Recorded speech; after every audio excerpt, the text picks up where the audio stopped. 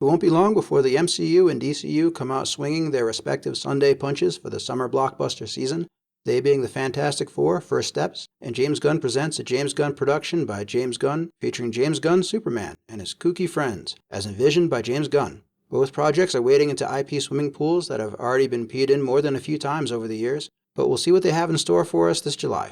Today we're going to look back at the 2015 reboot of the Fantastic Four, and by we, I mean me. It's widely regarded as one of the worst comic book movies of all time. A decade ago, it orbited the same space as 2004's Catwoman, 1984's Supergirl, and 1997's Steel. Way to work there, Shaq Diesel. Looking good, big guy. I didn't disagree with any of the shade that was thrown its way back in the day. I saw it in a theater and thought it was astoundingly bad.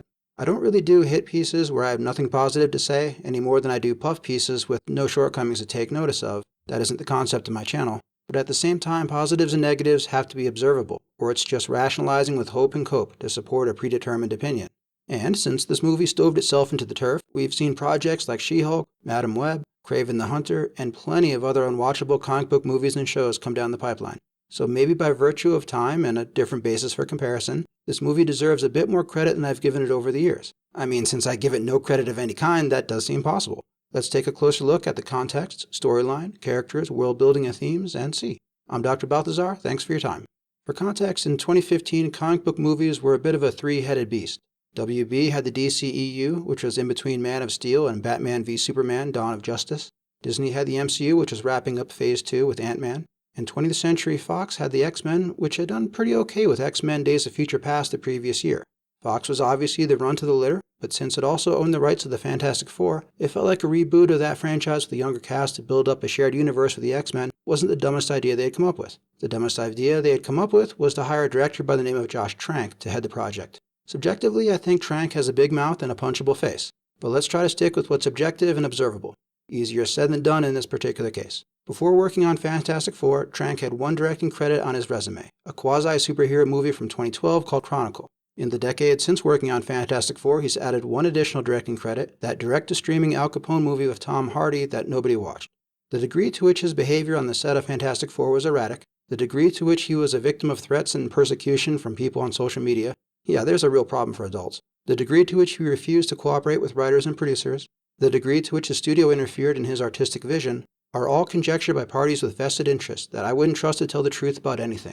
When a project with as many hands on deck as a movie goes well, the douchebags who worked on it will claim they're the sole reason why it struck gold. And if it bombs, those same douchebags will assign blame to anyone and everyone to avoid taking personal responsibility for themselves.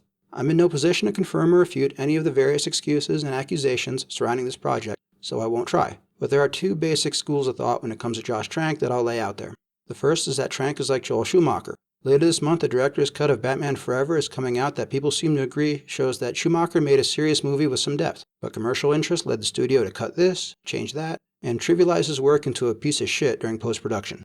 The other school of thought is that Trank is like Todd Phillips. Phillips hijacked the sequel to The Joker to masturbate to the idea of his own artistic genius. See my Joker Folie à Deux video for my observations on that one.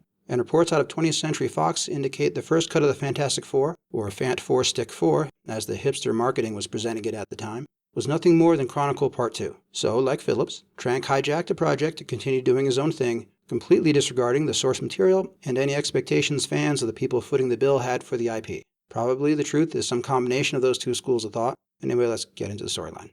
We open in an elementary school classroom with Reed Richards and Ben Grimm being made fun of by their 5th grade teacher.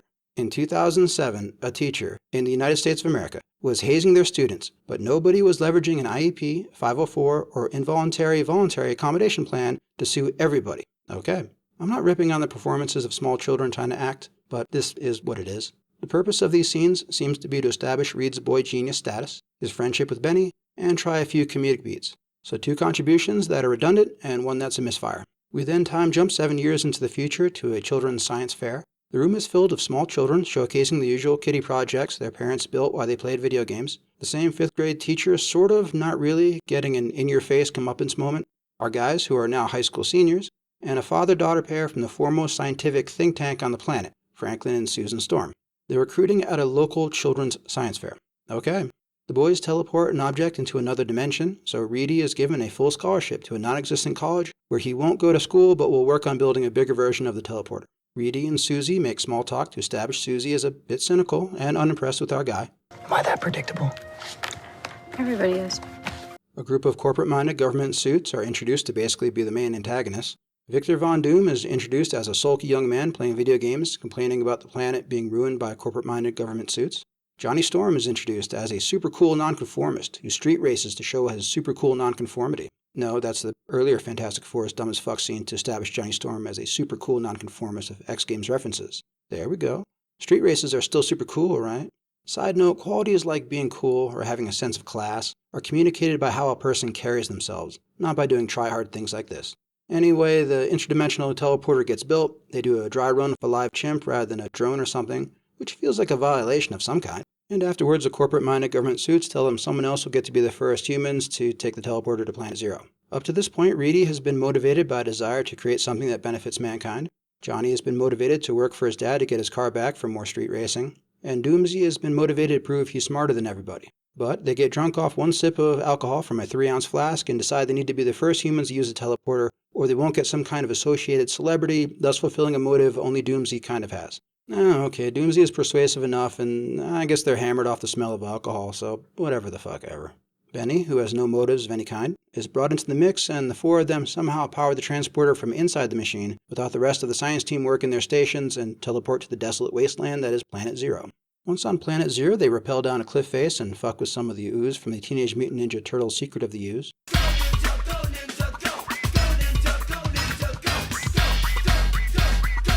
Doomsy falls to his apparent death, and random explosions imbue the boys and Susie, who got herself into the control room while everyone else in the lab said, "Fuck this, Game of Thrones is on, we're watching TV," with powers related to the basic elements, water, earth, fire, and wind. So Reedy's dick will get long, Benny's dick will get hard, Johnny's dick will get hot, and we can't see Susie's dick, but we know it's there. Not that we need to recap the Fantastic Four's powers, since they had a low-budget movie in 1992, a big-budget movie in 2005, a sequel in 2007, cartoons from 1967 to 1968, 1978, 1994 to 1996, 2006 to 2010, and at least one comic book in circulation from 1961 to present. We then spend the next 20 minutes or so educating the audience on the newfound powers of the Fant 4 Stick 4. Okay, the pacing in this movie is just amateur night in Dixie. Reedy escapes from the corporate-minded government suit's secret detention center, and we make another time jump forward a year. He's now living in basically a South American version of Gilligan's Island, with a science center he built out of coconuts and yarn. Benny feels betrayed by Reedy since he escaped from the facility, which doesn't feel like betrayal. Reedy feels betrayed by Susie, who found him on Gilligan's Island, which also doesn't feel like a betrayal. Susie and Frankie feel betrayed by the government for weaponizing the superpowers of the superheroes to fight terrorists around the globe, which doesn't feel like a betrayal. And nobody faces direct criticism for drunk driving an interdimensional teleporter. Okay. Somehow the Science Corps aren't able to rebuild their teleporter without Reedy, as though detailed schematics wouldn't be readily available on file, which is a problem because everyone wants to go back to the barren wasteland of Planet Zero, the superheroes to shed their powers, and the corporate-minded government suits to weaponize more weapons for world domination, since as employees of a subdivision of a department found in the executive branch of a democratic republic, they're the evil villains. So Reedy fixes the teleporter and they make the return trip to the barren wasteland that is Planet Zero, which looks indistinguishable from how it appeared before. The landscape's changed. Okay. They find a plastic-faced Dr. Doom limping around and bring his ass home. Doomsy decides his barren wasteland can only be protected from the evil corporate-minded government suits ruining the environment by destroying the Earth. So he murders everyone in the lab with a superpower that allows him to melt brains with his mind, and sets up some kind of black hole megabomb between the two worlds to destroy the Earth. The Fant 4 Stick 4 travel to Planet Zero, a trip which no longer requires a teleporter or environmental hazard suits, where Doomsy flings pebbles at them instead of using his brain-melting power, and they dispatch him in under 5 minutes. Okay. We then pivot back to Earth where the team sulks, and more corporate-minded government suits buy them off with a science center for them to act all sciencey in. Roll credits. When it comes to characters, I think the Fantastic Four are more about relationships than character development. Filmmakers could focus on the whole, wow, what are these new powers, and what should I do with them angle, as normal people learn to be superheroes, but that's been done to death, so honestly, why bother? The relationships that are already baked into the IP are the romance between Reedy and Susie, the sibling love and rivalry between Susie and Johnny, the shift from friendship to an in-law dynamic between Johnny and Reedy, and the friendship between Reedy and Benny that gets supplanted by more important relationships, making Benny a bit of a fifth wheel feeling disconnected and alienated. The movie also introduces a contentious father-son relationship with Johnny and Frankie, professional rivalry between Reedy and Doomsy, and a jilted prospective lover angle between Doomsy and Susie. So, how did they do? Well, let's preface this by saying anyone working on the movie had a reasonable expectation that a sequel would follow, allowing for more time to develop things beyond this film. But even with that asterisk in place, things didn't go well. There was a team-building montage in the lab where Reedy, Susie, Johnny, and Doomsy seemed to bond, which was okay, and clarified for me that if I watch this movie on mute when building my B-roll, I'll enjoy it considerably more, which I did. But nothing else with the members of the Fantastic Four worked, or was explored in any meaningful way beyond a halfway decent opening conversation between Susie and Reedy that wasn't built upon. I didn't see the casting as an issue. Miles Teller as Mr. Fantastic, Kate Mara as the Invisible Girl, Michael B. Jordan as the Human Torch, and Jamie Bell as the Thing were all really well suited to their roles. They just had nothing to work with from the writer-director. Some people took issue with Jordan as Johnny Storm, but I don't care about race swapping in works of fiction. Even Rings of Power gets a pass for that. And if you know my work, you know I don't give those motherfuckers too many passes. Besides, the simple explanation that Susie was adopted works for me. As a side note, Trank claims that he was going to quit the project when they wouldn't let him race swap Susie, and wishes he had. I think anyone who has watched this movie can agree that he 100% should have followed through on that idea, then retired from writing and directing for the remainder of his narcissistic life. But anyway, back to the lesson at hand. Pre-Plastic Face, OP until he's not, Dr. Doom wasn't terrible. Toby Kebbell got across intelligence offset by arrogance, antisocial behavior offset by leadership qualities, and on the whole did well with the role until they tossed him into the Mutant Turtles ooze. Go ninja, go ninja, go! Go ninja, go ninja, go! Then it all went to shit with childish motives and inconsistent superpowers Dr. Doom ought not to have. The corporate-minded government suits felt cartoonish, especially with Tim Blake Nelson leading the charge, and the Franklin Storm father figure played by Reg Cathey ran out so many mindless platitudes. Work together, and you can change the course of history. That when he had his brain melted, it felt no different than when the evil corporate-minded government suits had their brains melted. One less idiot breathing everyone's air. For world building, I guess the main criteria was whether or not it could exist alongside the X-Men movies for future crossover purposes, and I didn't see anything that made that an impossibility. The tone has been called humorless in comparison to the earlier Fantastic Four movies, and while the lighting and mood were literally and figuratively darker than those films, there were moments of humor that didn't necessarily work, but the attempt was still there. Actually, I'd say the tone was well suited to what the X-Men movies were doing at the time, and I prefer this genre of films as drama rather than anything James Gunn or Taiki Waititi does with wackadoodle comedy. Planet Zero was insanely dumb, a rocky wasteland devoid of any life with environmental hazards that threaten death in some scenes, but not in others. Part of world building is creating rules that consistently govern what can and can't be done. This means that without cause to believe otherwise, that which is true early in a film will remain true throughout. I can live with the semi-sensical black hole megabomb threatening the Earth during the climax without fully understanding what it is, since they previously mentioned how Reedy's first teleporter had the potential to cause a black hole. By accident, you upped the power, you would have created a runaway reaction that opened a black hole. You nearly destroyed an entire planet with speaker cable and aluminum foil. So I'm not processing some new contrivance. But if Plastic Face OP until he's not, Dr. Doom has the power to melt brains on a whim, it's necessary to provide a reason why he can't or won't use that power in the final confrontation with the Fant Four Stick 4, and instead resorts to flipping pebbles like the stupid Jedi Sage class in the Knights of the Old Republic World of Warcraft clone. For themes, if you've ever listened to a petulant teenager, reefed out of their gourd, blather on about their parents, the negative impact of human behavior on the environment, dumb as fuck government conspiracies requiring thousands of people to keep secrets, you've gotten just about everything the film has to offer. There's also a bit of a smug high school graduation feel, wherein young people smirk about how they're going to change the world and fix the messes made by previous generations, along with the usual team-building platitudes. To be honest, the themes are such adolescent bullshit, I'm not going to waste my time bitch-moaning about them. Instead, I'm going to script doctor a bit with what I would have preferred to see, so listeners can tell me I suck, instead of me telling the filmmakers they suck. That feels a bit more in the spirit of fair play. Besides, they've been hearing about how they suck for over a decade, and deservedly so. They absolutely do. But anyway, I'm going to try to keep things in the ballpark of what was on the screen in my imaginings, although that's not really plausible since this movie was fucking awful. Okay, so the scenes at the start with Benny and Reedy as kids are history. We don't need child prodigies having in-your-face moments with their elementary school teachers. We can start with the scene where the boys arrived at the Baxter Institute to drop Reedy off to work in the think tank for geniuses. There, we've established a friendship between those two with a simple gesture. Reedy meets Johnny and Susie, who have attention grounded in the usual sibling rivalry. He gets on better with Johnny than Susie, which we can reverse later when things turn romantic. The father figure is gone. Sorry, Reg, I got no use for you. We're focusing on relationships within the group, not a father-son side story, and we're shit-canning all the themes except the team coming together, which we can do without his dumb platitudes and halting delivery. The think tank can be run by the Tim Blake Nelson character, who instead of being an evil corporate-minded government suit, can be an overly permissive supervisor who allows their brilliant minds too much freedom of action out of some feelings of inadequacy. The project to teleport to another dimension stalls, so they bring Victor Von Doom on board, and while it all comes together, he gets frustrated by working in collaboration with others rather than being in charge of everything and quits the project, having established the character traits, his rivalry with Reedy, and some resentment from an implied rejection from Susie. He can rejoin the story as the main big bad in the sequel, having ascended to the throne of Latveria, built up his own resources, technology, followers, and so on. But we're done with him for now. So at the end of Act 1, we've established a friendship between Benny and Reedy, positive first impressions between Reedy and Johnny, sibling rivalry between Johnny and Susie, and a bit of a standoffish beginning for Susie and Reedy.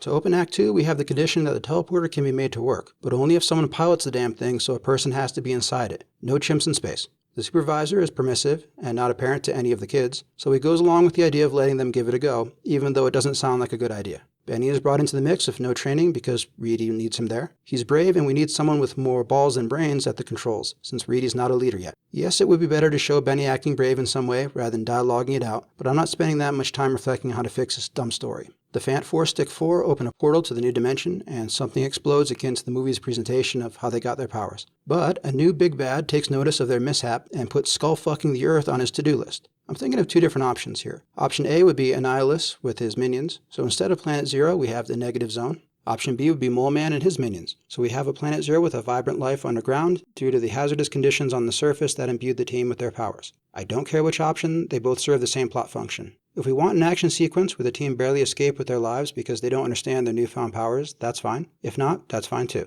Either way, they escape back to Earth, but some MacGuffin comes back with them. We can have a much abridged lesson on the powers of the four, and some relationships shift. Benny is angry with Reedy and feels disconnected from the others. Johnny and Susie shift from sibling rivalry to sibling love, and Susie and Reedy start to show the early signs of a spark, which also changes the Reedy-Johnny dynamic. The MacGuffin can have some kind of blinking or beeping effect that picks up speed while we develop these character relationships and get reacquainted with some power sets, until it reveals itself to be a teleporter, and whichever antagonist option we went with blasts through a portal, and we basically rip off the first Avengers movie from 2012 with a massive alien invasion. Act 2 wraps with the team trying to fight as individuals rather than working as a team and getting their asses kicked. In Act 3, the supervisor realizes he doesn't have to defer to people he thinks are smarter than him, especially since the potential of youth can't substitute for actual experience in this life, and he takes charge to lay out a plan to push the invaders back to wherever the fuck. Insert technobabble to explain how. Maybe repurpose the MacGuffin or something. He dies attempting to get the plan off the ground, but Reedy sees from his example how a leader ought to behave, and the Fant 4 Stick 4 realize that if they work together as a team, they can save the day, which they do after a riveting final action set piece.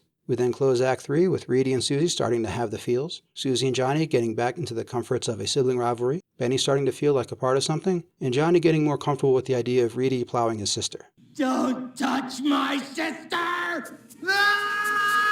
2 to 3 action set pieces for the action movie fans, some mild shifting around with the character relationships, a basic theme of working together making impossible things possible, introduced to a mild degree by the science team with Doomsy coming together to solve the teleporter problem, and to a much greater degree with the superhero team fighting as a cohesive unit at the end. Maybe the movie I'm imagining also sucks. I don't know. All this is just off the top of my head, and I never read the Fantastic Four comics because, to be honest, fuck the Fantastic Four. Fuck 'em. Goddamn right I said it. So, in conclusion, the Final Four reboot from 2015 is still a brutal 1 hour and 30 minutes. Yes, plenty of crappy MCU and DCU movies have followed in its wake, but that doesn't transform this badly written, badly directed, nothing burger of a superhero movie into something that deserves more credit in hindsight. Josh Trank is better suited to washing dishes and virtue signaling on social media than making movies. And someone at 20th Century Fox should have been fired for not understanding that shortly after bringing him on board. We'll see if this summer's Fantastic Four First Steps can do better. Hard to imagine failing to clear a bar set this low, but hey, a dream is a wish that the heart makes, right Disney? If you're interested in a movie featuring the members of 2015's Fantastic Four that doesn't suck, my prescription would be Top Gun Maverick for Mr. Fantastic, We Are Marshall for The Invisible Girl, Black Panther for The Human Torch, and I guess Flags of Our Fathers for The Thing. He had a bit part in that one. Anyway, that's my thought for the day. I'm Dr. Balthazar. Like what you like, don't what you don't. It's all your call, Kemosabe. Take it easy, everyone.